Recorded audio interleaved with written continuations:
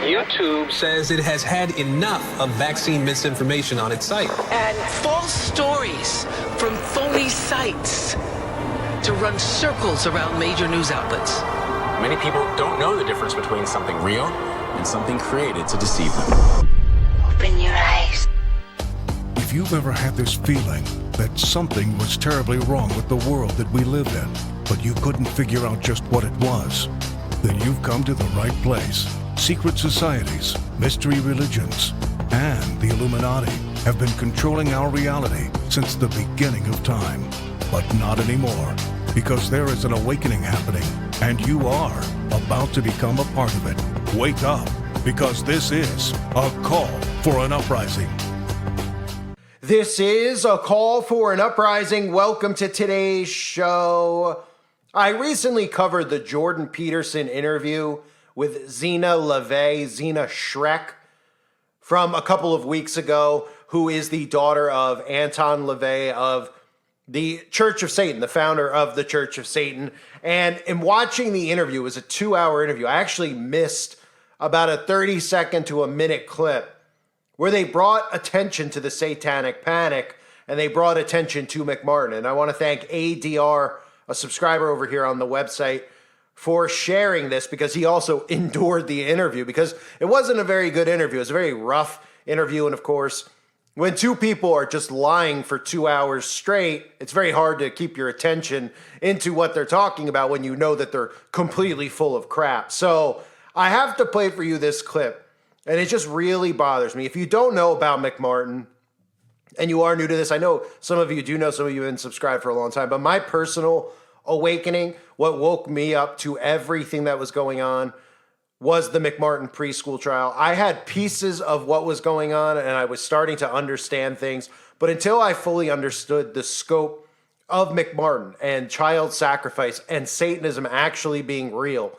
then I was able to really piece things together of how all of this stuff works, right? Who are these people? Why are they going after children? You can connect all these events to the same group of people, right? I've talked about the Talmud and the Synagogue of Satan and how their teachings align with Aleister Crowley's teachings in regards to blood sacrifice and the blood lust that they have for children, and how children are needed in these rituals that they perform. So I'm going to play for you the clip where they kind of gloss over McMartin, calling it a witch hunt. And it really pisses me off more than anything out there is when these people in the mainstream, these alt-right people, if they bring up Pizzagate or they bring up McMartin, they push the same narrative that the mainstream media pushes. The government created the satanic panic.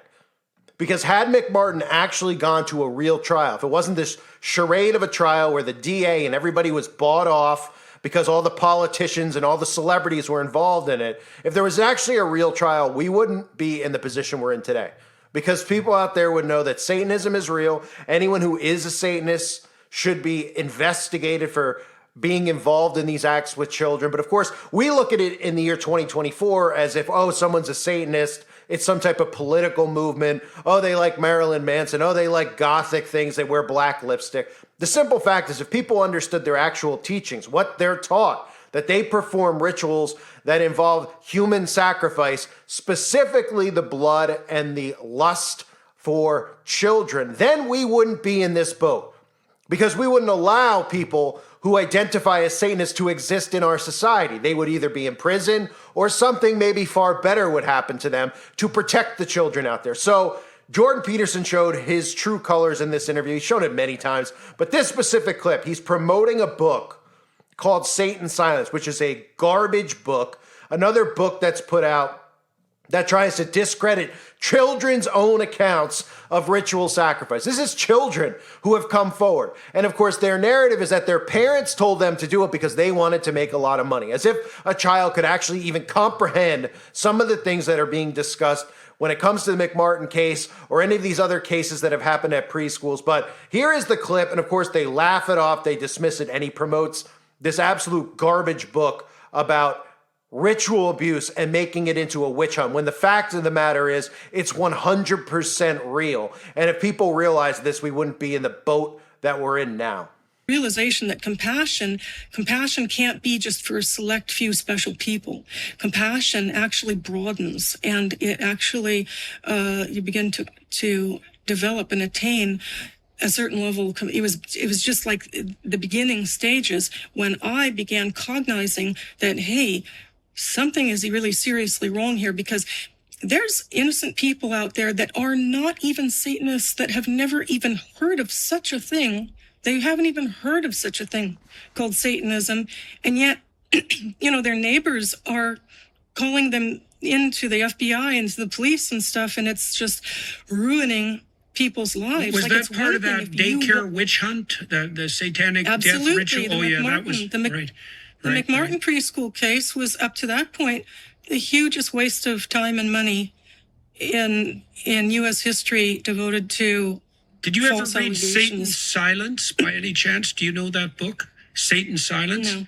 Oh, well, it was written by a lawyer and a social worker, and it's the best account that I've ever read by a large margin of the satanic daycare panic in the 1980s. It's an amazing book, Satan's Silence. Yeah, okay, so you were okay, so I get the picture more thoroughly, because that was an unbelievably widespread panic. So, of course, they'll laugh it off and dismiss it. That's one of the things they link to the McMartin preschool that everybody always talks about, is taxpayer money. Because this is what they did to get people out there disgusted with the whole notion of it, because they started to feel like, hey, I don't want to, wait a minute, I'm paying for this trial? Or how often do you ever hear any of these trials that occur, they talk about taxpayer money? They rarely ever bring it up. They wanted to do it in this case because they wanted attention to come off with the actual acts on children, and they wanted to blame Christian parents, or just parents in general, who are looking to make money, who came up with some scheme. Right? It's disgusting and it's despicable. And Jordan Peterson is disgusting and despicable. And needless to say, so is Zena Schreck, who is clearly still a witch. So they go on to talk about this. The book Satan's Silence, before I get into more stuff about McMartin, the plot, or the theme of the book, the synopsis is, communities throughout the U.S. were convulsed in the 1980s and early 1990s by accusations, often without a shred of serious evidence, that respectable men and women in their midst of them trusted preschool teachers secretly. I mean, they don't even have this. This is on their Amazon for the book, by the way, and they don't even have it. They don't even have this properly spelt. I mean, they have the word teachers and secretly combined. So it just shows you, I guess the demons aren't very good at grammar, but teachers secretly gathered in far-reaching conspiracies to rape and terrorize children. In this powerful book, Debbie Nathan and Mike Schnedker examine the forces fueling this blind panic. There's no blind panic at all. Actually, it's very, very clear, and I'm going to play for you some of the stuff from Ted Gunderson, and this is newer stuff. I haven't used these clips before in my videos, and I want you to listen to it because it's really important. And if you want to see how I woke up, it was really with this case. So let me give you a quick rundown, then I'll play Ted's clips, right? These kids came forward at a preschool in the 1980s. They were claiming that they were getting taken underground and taken out through nearby, facilities around the school, and then getting driven to people's homes, getting flown in helicopters and private jets up into the mountains for the day. And they were having rituals performed on them. This included them witnessing human sacrifice and animal sacrifice. So this is what the story was, right? The day after this story comes out, one of the houses in the hills mysteriously burns to the ground, as you'll hear Ted Gunderson talk about. And instead of investigating the tunnels underneath the school, the tunnels were filled in underneath the school. So they came in, they filled it in with dirt in the middle of the night for a few weeks, probably before the trial actually occurred. And then the media portrayed the trial as a witch hunt. They started talking about how this is all make-believe, this stuff is too crazy, it sounds like it's out of a horror movie, that type of mindset. They convinced the audience out there that their tax money was funding a witch trial, and people could use their tax money for better purposes, so everybody started getting angry at the notion of this trial. Everything eventually gets dismissed, right? And then after the fact, they sell the land where the preschool was on, they get rid of the land to sell it to a contractor so he could tear the school down, get rid of the evidence, as we see in all these events like Sandy Hook. They always tear the school down, right? Get rid of the school and build, office buildings on top of the land, right? But before they do that, Ted Gunderson, out of his own pocket, went and they dug into the ground there, and they had archaeologists there, they had people there, and they found tunnels. They found the tunnels filled in with a different type of dirt. They found all this satanic stuff underneath, bones and plates and sigils. They even found the tunnel that led to the building next door, where they were able to take the children. When they got dropped off, they take them underground. They take them out through another building into a car, taking them to airports, taking them to see celebrities. The rituals were performed on them all day. They even had intricate systems in the school where they would alert each other with an alarm system so that they were aware somebody was in the school. So the Satanic Panic is a government-created psyop, the whole notion of it, so that you dismiss and everybody dismisses that Satanists actually are not just pedophiles.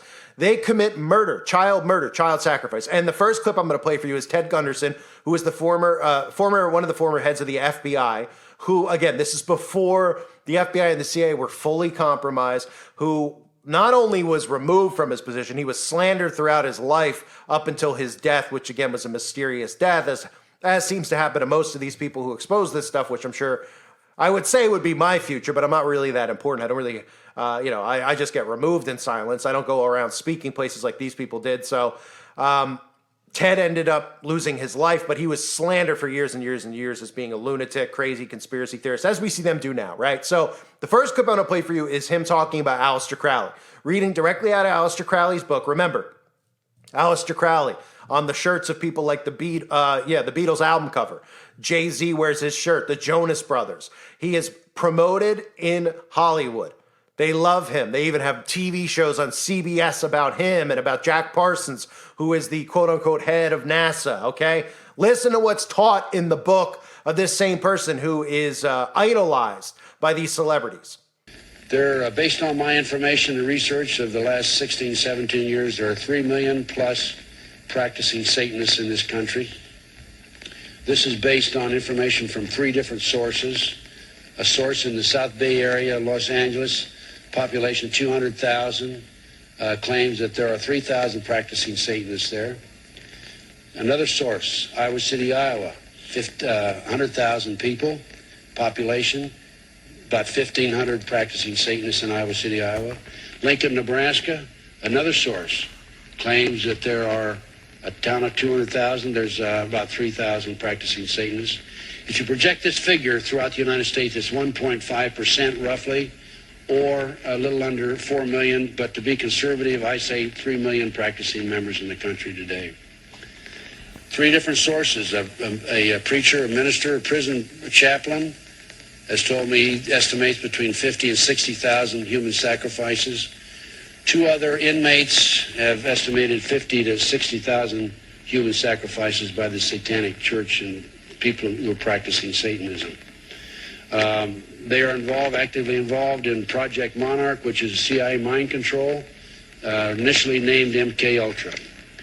So let's start with Aleister Crowley. We'll start with his book, Magic in Theory and Practice.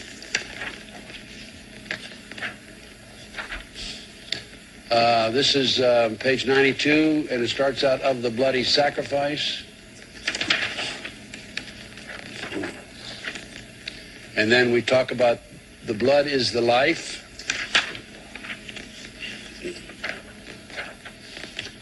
And then here's what he says on page 94. It would be unwise to condemn as irrational the practice of those savages who tear the heart and liver from an adversary and devour them while yet warm. In any case, it was a theory of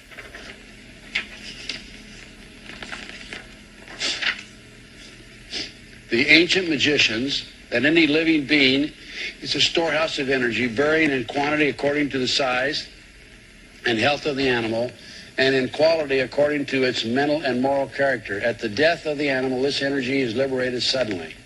The animal should therefore be killed within the circle or in the triangle, as the case may be, so that its energy cannot escape. An animal should be selected whose nature accords that with that of the ceremony. Thus, by sacrificing a female lamb, one would not obtain any appreciable quantity of the fierce energy useful to a magician who was invoking Mars. In such a case, a ram would be more suitable, and this ram should be virgin. The whole potential of its original total energy should not have been diminished in any way. For the highest spiritual working, one must accordingly choose that victim which contains the greatest and purest force. A male child of perfect innocence and high intelligence is the most satisfactory and suitable victim. We're talking about human sacrifices. I have with me in my hand right now a note to me. I will not identify the source. And it's from an individual who was a high priest in the cult in the past. He's now broken away. He's a born-again Christian.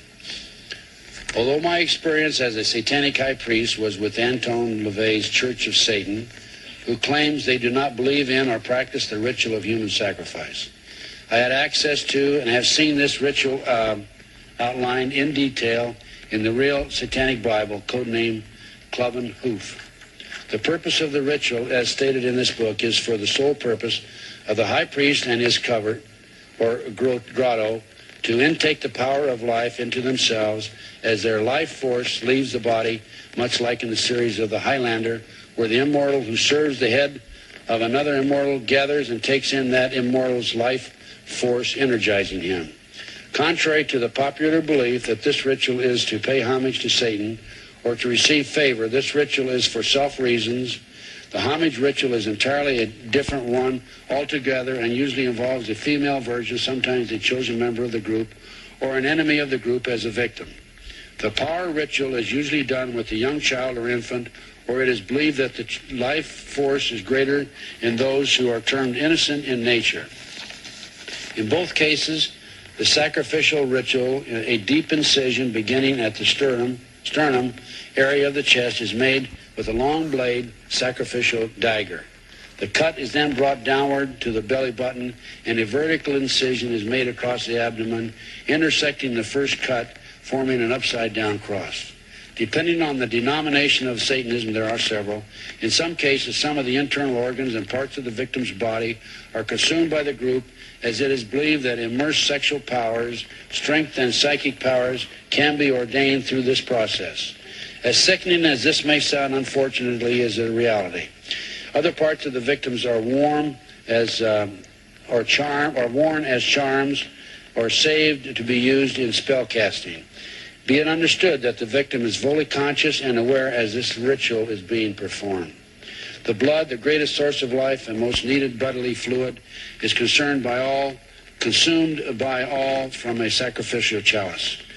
I hope this helps shed some light on the grisly going ones which occur in this world of the occult, as others set by uncomfortable, unaware. A former son of darkness, now a child of the true light, Jesus Christ. That's a living testimonial. Okay, let's talk some more about Aleister Crowley. The law is for all.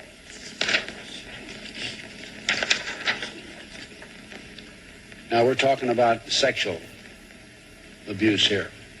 Moreover, the Beast 666 advises that all children shall be accustomed from infancy to witness every type of sexual act, as also the process of birth, lest falsehood, fog, and mystery stupefy their minds, whose error might thwart and misdirect the growth of their subconscious system of self-symbolism.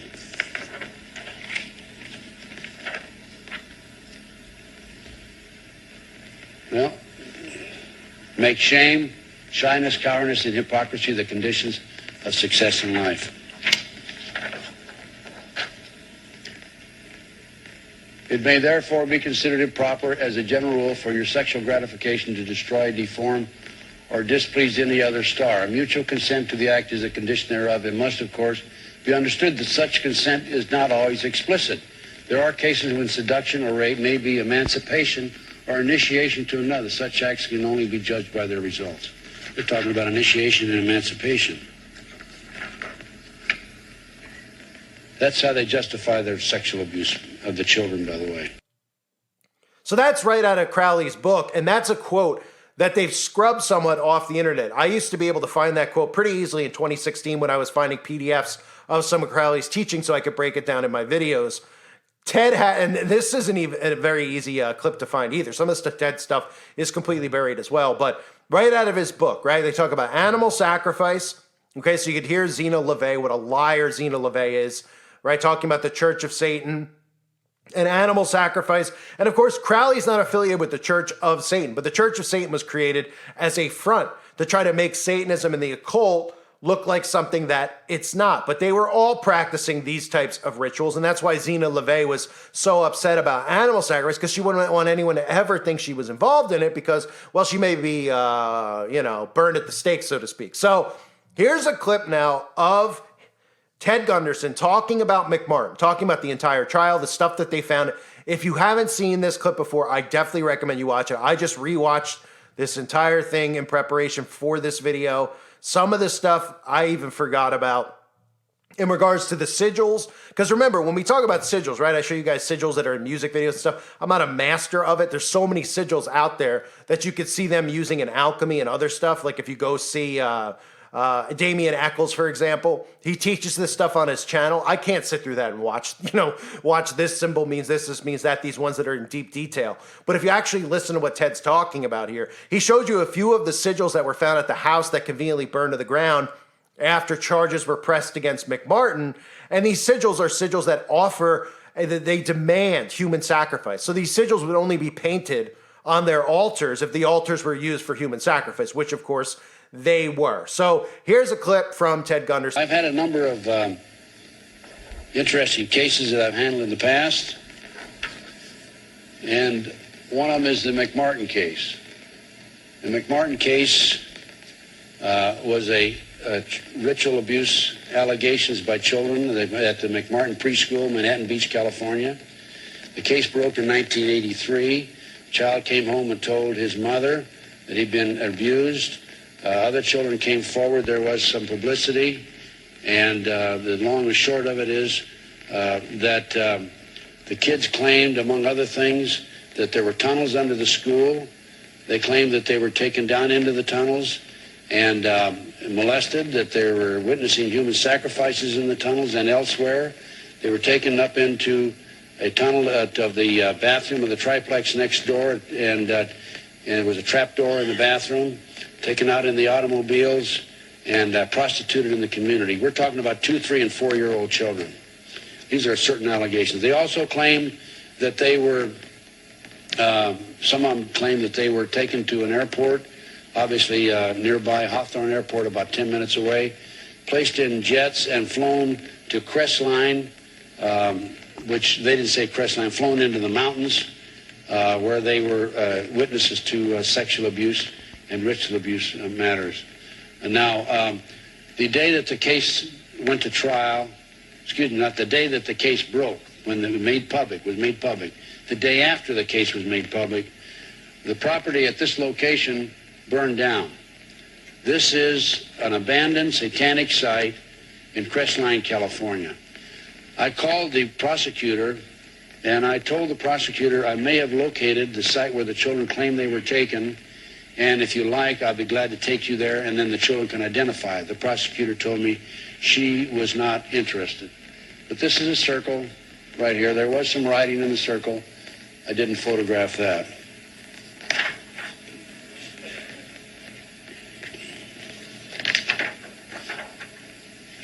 These are some ovens that were on the side. This was built on the side of the mountain, by the way.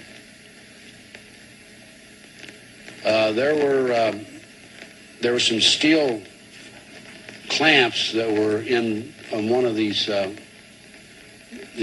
brick wall, and it appeared that shackles had been attached to them at one time. This is an underground dungeon. I went down here myself. There was a door up above. It wasn't a door. There was concrete above that, and then you had to go into a small opening. It was about 8 by 10. There's satanic writing on the wall, as you can see. And frightening situation if you knew you were going to be sacrificed, certainly. This is some satanic symbols. Notice the similarity. Can you see that? Oh, it should be the other way around.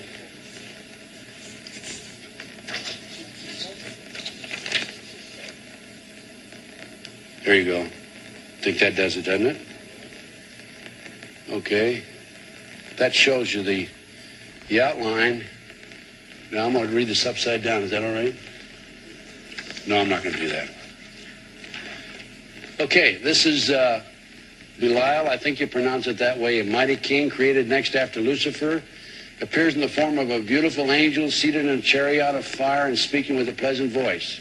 He fell first amongst the superior angels who went before Michael and other heavenly angels. He distributes preferences for senatorships, causes favors of friends and foes, and gives excellent familiars. He must have offerings and sacrifices made to him. And we have another one here.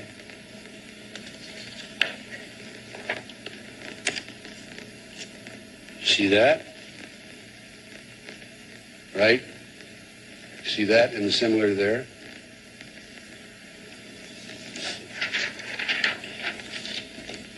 And this is Asmodee, a strong and powerful king, appears with 3 heads, the first like a bull, the second like a man, and the third like a ram.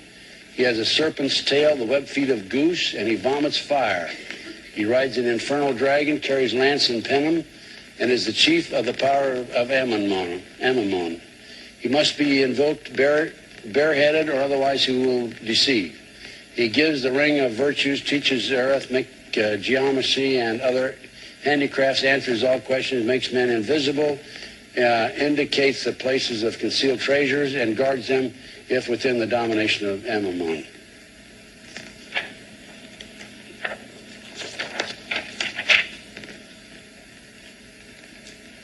Star, 5-pointed star. This is a rock, a large rock that had been broken.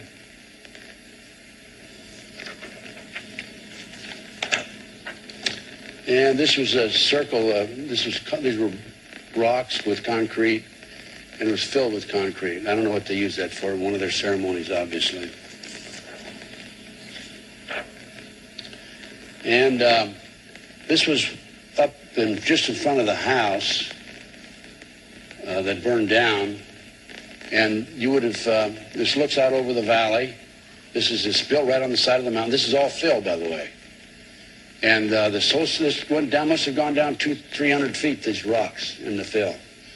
So it cost them an awful lot of money. Now, this is San Bernardino, California. And there's the road that leads up to the mountain.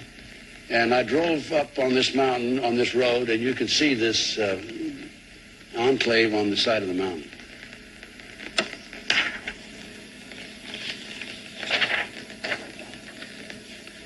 That's looking from where the back of if I stepped back out, I'd gone down the mountain, right? That's looking in the other direction. There's my associate Judy, and the house was up in there. Now there's a street in front of the house. You cannot see down over the hill from the street, so it's very safe apparently for them. Oh, how clever! Didn't we do have a house? HR 666, right?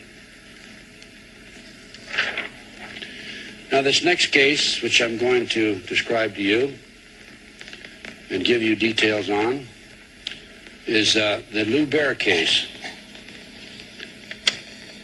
I'll tell you what, before I give you the Lou Bear case, I'll talk a little more. I mentioned the McMartin case. Let me talk some more about that.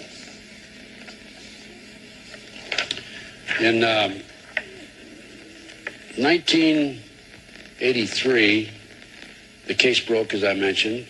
This McMartin School was built in 1966.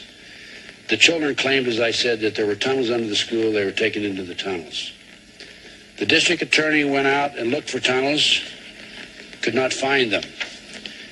In the spring of 1990, the property was sold from the McMartins to the defense attorney, or given to the defense attorney, Danny Davis, because he said he was broke. He only made $3 million on the case. And it was sold from Danny Davis to a contractor who decided he wanted to build a building, an office building on there. When we learned, some of the parents and I learned that a contractor had access to the property, we felt we could get access to it. And so we contacted him. I actually signed a contract with him. And we went in. He gave us two weeks to go in and look for tunnels. As I said, the DA had looked for tunnels several years earlier and had not found them. So I hired an archaeologist, Dr. Gary Stickle at UCLA, We began our tunnel dig. The parents were very nice. They went out and got coffee and ham and cheese sandwiches for us, but I wouldn't let them get near any of the evidence. And Dr. Gary Stickle brought in his own team of archaeologists, and all I did was coordinate the project. He actually did the scientific work. We found tunnels, ladies and gentlemen. Here's an idea of what we found. We found a 9-foot wide subterranean entrance went into the west wall of the dog room.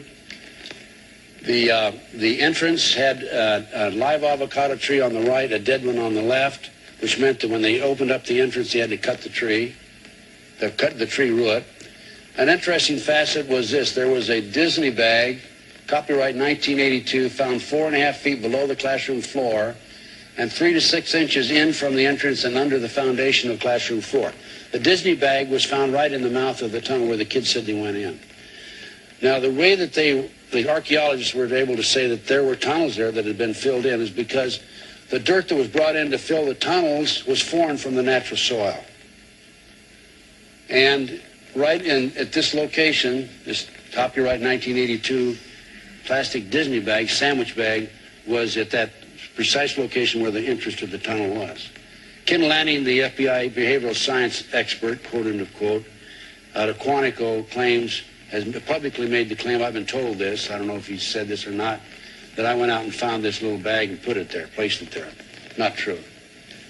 The tunnel was actually 30 inches wide, 44 to 46 inches deep, with the top of the tunnel 30 inches under the classroom floor. The footing between classroom 3 and 4 was arched where the tunnel passed underneath and 12 inches shorter in depth at this location than the same footing 12 feet to the north. This is significant because it would indicate that the tunnels were built at the time that the house, that the school was built, was part of it because they actually arched the foundation when they put the foundation in. So I think that's very important. And the 9-foot wide chamber was found along the channel under classroom 4. There was a 7-foot tunnel extending into the triplex next door. The children, as I said, claimed they were taken up into a trap door of the bathroom of the triplex and taken out into the community. There was a crawl space of about 18 to 20 inches. We got one of our thinner and skinnier members to go in there with the camera, and the bathtub actually protruded below the surface of the floor, and you could see where the floor had been sawed out. So there was definitely a trap door there of some sort. Other significant facts: a small white plastic plate with 3 pentagrams hand-drawn on the top of green paint was found. I've got copies of that. I'll show you that in just a minute. Many other artifacts were found. There were no doorknobs on classroom 3, only a deadbolt lock. Each classroom had an on and off light switch labeled fire alarm. System did not connect to a fire station, but was used as an alert within the school. In other words, if somebody came around, somebody could push the alarm and it would notify either somebody in the office or somebody else, wherever they were, that there was intruders or strangers in the area. There are more than 2,000 artifacts were found under the school floor, including over 100 animal bones.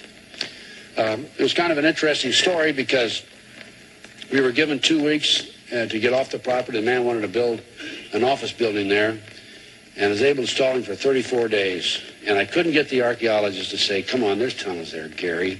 You know there's tunnels there. He said, no, I want to make sure. Well, after all, I don't blame him. But the contractor told me, look, I don't care if you find tunnels or not. Tomorrow at noon, we're bringing the bulldozers up there, and we're going to level that building. And you better not be in it because you'll go down with the building. So the morning of the 34th day, Dr. Gary Stickle finally said, okay, I will admit that I think there's tunnels here. There were tunnels here at one time that had been filled in. And we literally walked out of there, had a press conference and walked out of there as the bulldozers came in and tore it down. Before the bulldozers came in and tore it down, we called the district attorney's office. Okay, this was in the middle of the second trial. The first trial, Virginia McMartin had been acquitted. Ray Buckey, the son, was hung jury. The second trial was in process right at that time. They sent an investigator out, Perez is his name, and he got out of the car. I greeted him. He said, look, I don't want to talk to you. I said, this is like the Democratic rally I was at in Galveston, right? Nobody wants to talk to me. I said, why don't you want to talk to me? He says, I don't want to talk to you because all you'll do is argue with me. I said, okay, I'll just keep my mouth shut. You come in and talk to the archaeologist. So I took him in to talk to the archaeologist, and he argued with the archaeologist. He said, there's no tunnels there.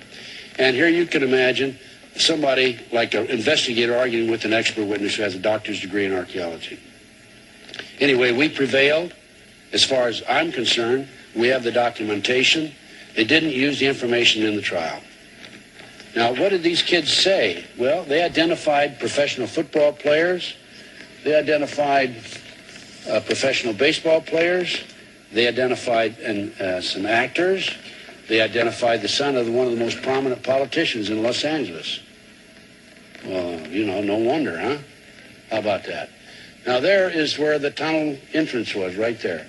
The kid said there were rabbit cages there. And I'll show you more about that in a minute. The tunnel, we documented the tunnel went like this. There was a chamber there and went across here. Here's where the arch was, right there. We theorized that the tunnel went here. We didn't have time to dig for that. And there's over into the property next door. This is the triplex. This is about where the trap door in the bathroom was. Here's a live avocado tree. Now keep this in mind because I'm going to show you some pictures in a minute. Live avocado tree. This was a play area right in here.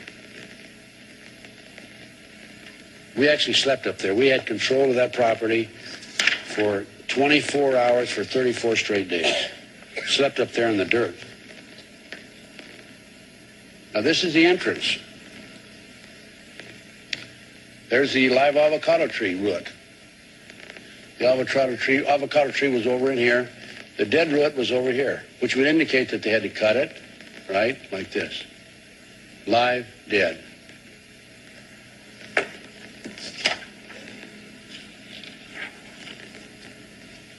That's the child's plate that we found in the sandbox. It was buried about 6 inches under.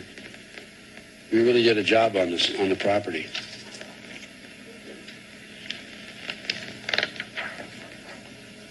There's the,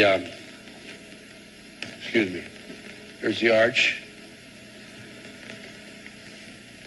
There's the tunnel went from, this is classroom 4 over there. On the other side of the arch is classroom 3. Notice it's arched, just as I said.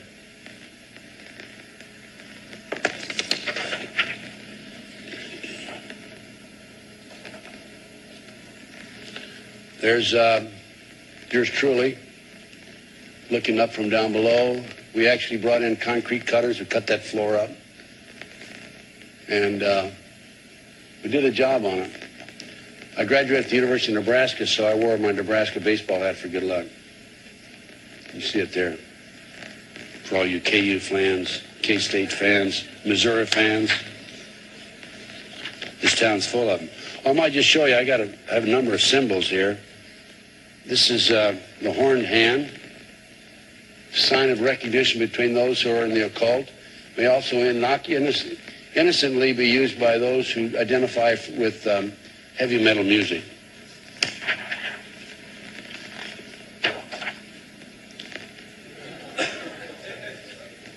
That was at the inauguration, when he was inaugurated. He was, I've seen the video of it. He was waving like this to the crowd at the last minute. He went down and went like this for a second. Okay, that tells you a little bit about cults and satanic cults and preschools. By the way, Dr. Roland Summit, psychiatrist at UCLA, has told me that he's also involved in these issues, that he has intelligence information and otherwise, that there are more than 50 preschools around the country where they claim that there's been sexual ritual abuse, and tunnels are located under the schools, more than 50 of them. The McMartin family traveled all over the world because they were experts in putting preschools together, organizing them, showing them how to build the schools and so forth. There were more than 5,500 children went through this McMartin school from the time it was built in 1966 until 1983 when this incident was alleged to have taken place. The cults use these 2-, 3-, and 4-year-old children several purposes. Number one, they use them for pornographic films. There's a lot of money, $10 billion a year, pornographic business in this country. They use them in their initiation. They consider them initiated into the cult, even though their parents don't know about it. And they use them as part of their ceremonies. In other words, they need children in certain ceremonies.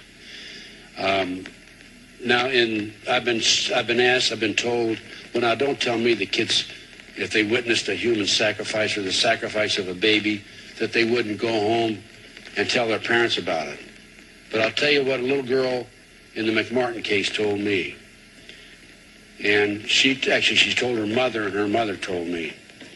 She told her mother that she witnessed these sacrifices, and that on one occasion, after her mother dropped her off in the morning and before the mother picked her up at night, she was taken to her bedroom, back to her home. They went into the house.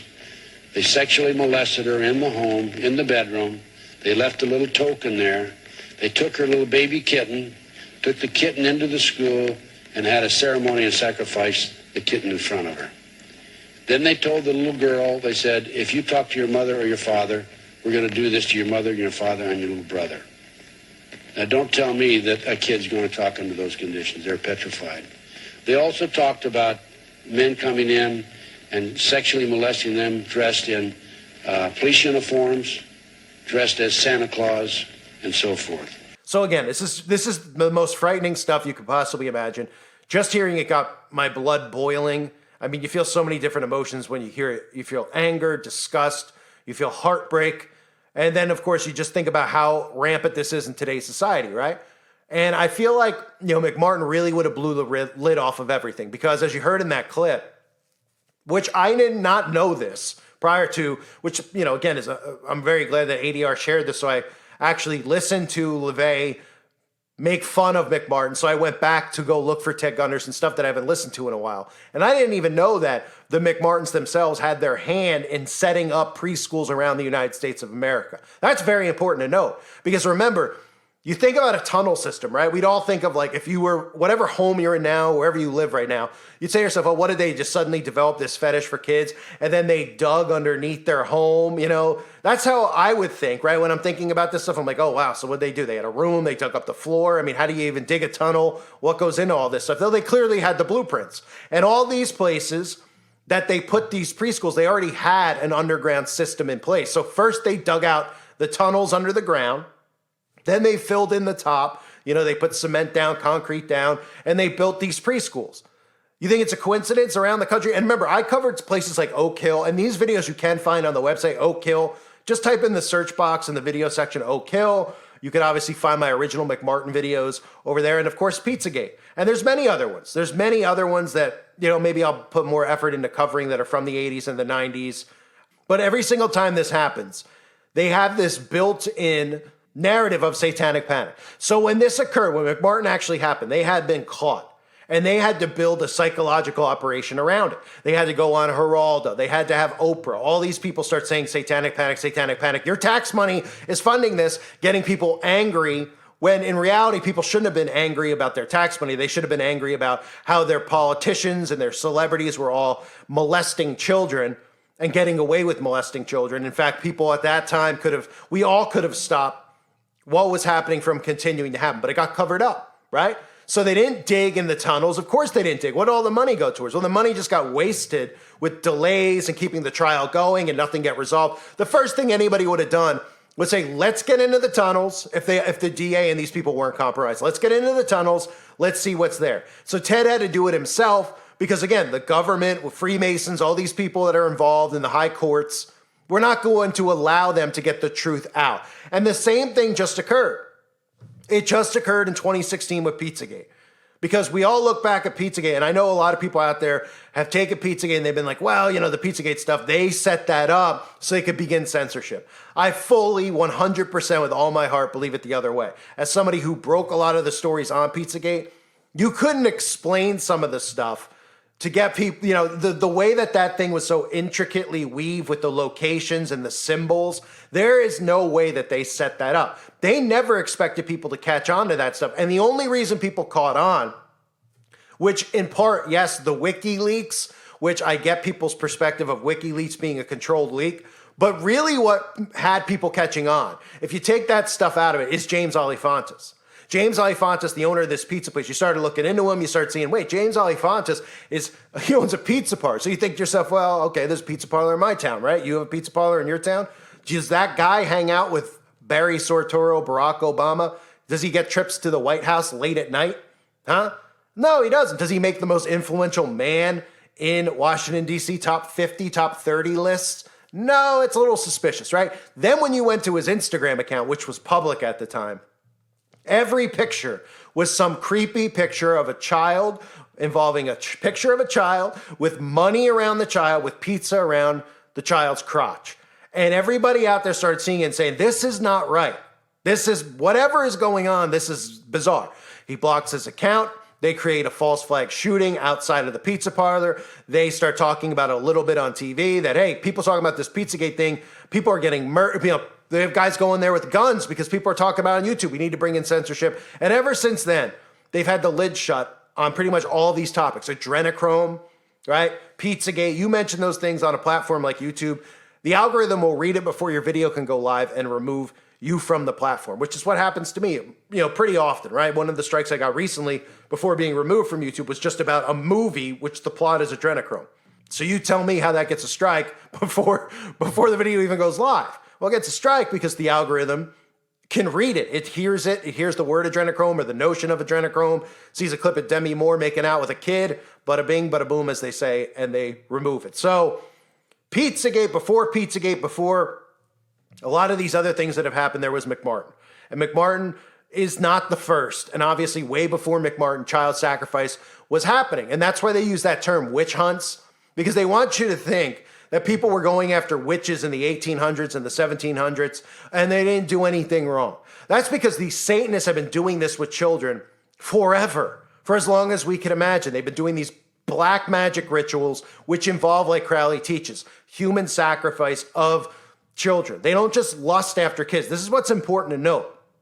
Because I see a lot of people, there's a lot of people out there who are conservative, who are Democrat, they have their own kids, so they love kids, they care about kids, right? Rightfully so. They're innocent. When you have, I'm assuming when you have kids, your mindset changes about how you may have felt about kids once you actually have kids. So there's obviously Democrats who have kids who might not have believed this stuff that we talk about because they don't believe in God and the devil, but they're very much want to protect children, just like conservatives, they want to protect children. But what they forget, especially the conservatives and the QAnon stuff, is that this isn't just Bill Clinton is a pedophile, Hillary Clinton is a pedophile. This is all about the occult. This thing that they tell you is fiction. This thing they tell you, well, they aren't really Satanists. Satanism isn't real. They're really trying to convince everybody that Satanism isn't real. Right? So that gives people the mindset of, well, okay, they're just really dark, weird, strange, creepy people. But if they actually understood the forces that are invoked in these rituals, the demonic forces that are invoked in these rituals, then they would start understanding, oh, wow, this stuff with magic is real, which would tell you by common sense that God is real. And this is a spiritual war between good and evil. And that's what's scariest about it, is the majority of society now think that we're the evil ones, we're the wicked ones, because they've beaten the term conspiracy theory into their heads and then beaten the term terrorist or dangerous or misinformation into their heads, when all people like me are trying to do, and I know everybody here too, is trying to do is wake people up to what these wicked things are actually doing. McMartin is legit. And if you needed any more evidence about Jordan Peterson being a fraud, which you shouldn't need, he's one of those guys you should be able to hear talk, and you know that he's a fraud.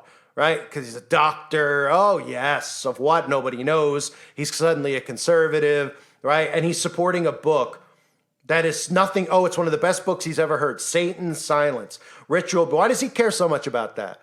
Right? Why would that mean something to, he hears about that book. He wants to read that book and then tell us it's one of the best books ever about this topic that he knows nothing about. How about these people really investigate these cases instead of just saying that kids would just make up these types of acts being done to them, things that you couldn't even possibly imagine being done to them. Yeah, all the kids got together at 3 years old because they could grasp underground tunnels and sexual abuse. They don't even know what that is, right? And all this other crap with murdering of animals. You heard the story even in there about how they threaten them. That's exactly true. They threaten these kids by saying, hey, they murder an animal in front of them, they say that'll be your mom or your dad. And those kids do stay silent. So when the truth gets out, it takes a lot of courage for these kids to get the truth out, to admit to what is occurring, because they're scared to death, literally, right? But these guys like Jordan Peterson are obviously gatekeepers for the people who do these satanic pedophilia acts of human sacrifice with children. It's absolutely sickening.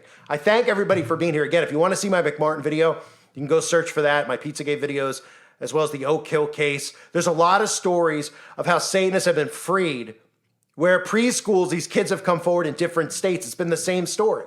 And then they go, oh, the kids made it up. Their parents are trying to make money. That's all it takes. That's all it takes. And people actually believe it, right? Why? Because we're supposed to trust the DA. We're supposed to trust the compromised police force who are all Freemasons. Yeah, I don't think so. It's absolutely sickening what's going on in this world. Pray for all the children out there. I thank everybody for being here. Hope you're all doing well. God bless you as always and your families.